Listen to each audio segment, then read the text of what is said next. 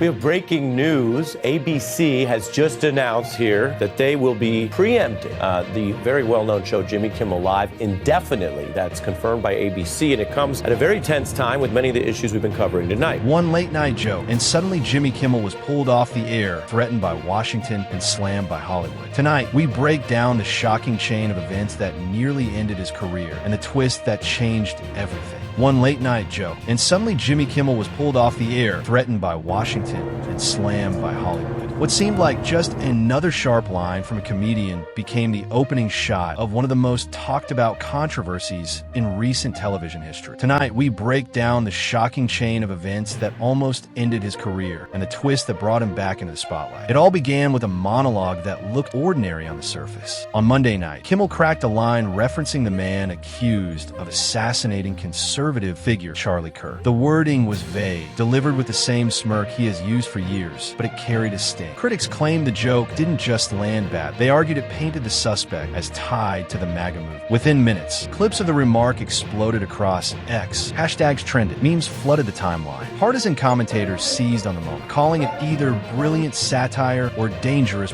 By Wednesday, the fallout reached corporate headquarters. Disney, the parent company of ABC, announced that Jimmy Kimmel Live would be suspended indefinitely. The official statement leaned on phrases like poor timing and insensitivity, but insiders told a different story. Executives feared Kimmel was planning to double down on air, refusing to apologize and possibly turning his next episode into a direct battle with critics. That potential showdown terrified Disney leadership, who worried about sponsors fleeing and affiliates dropping the program. And affiliates did start making noise. Nexstar and Sinclair, two massive station groups with enormous influence, quietly signaled they might stop airing Kimmel's show altogether. That pressure alone could have doomed the late night, but the government stepped in and raised the stakes even higher. FCC Chair Brendan Carr threatened to review ABC's affiliate license. Such a move was practically unheard of, a nuclear option in broadcasting policy. The mere suggestion stunned Hollywood. Producers, agents, and actors suddenly saw this not just as a controversy about a joke, but as a flashpoint over free speech itself. By the end of the week, the tide had turned. Disney relented and announced Kimmel would return on Tuesday. The official phrasing credited constructive dialogue, but few doubted that public backlash and Hollywood solidarity forced the reverse. Yet the story doesn't end there. Sinclair is still demanding an apology, and even financial donations to Turning Point USA before fully restoring broadcasts. Nexstar has floated the idea of preempting episodes, and looming in the background, Kimmel's ABC contract, set to expire next year. With Stephen Colbert stepping away from late night, the balance of power is shifting. Kimmel suddenly finds himself not just back on air, but sitting at the center of a much bigger debate about comedy, politics, and corporate control.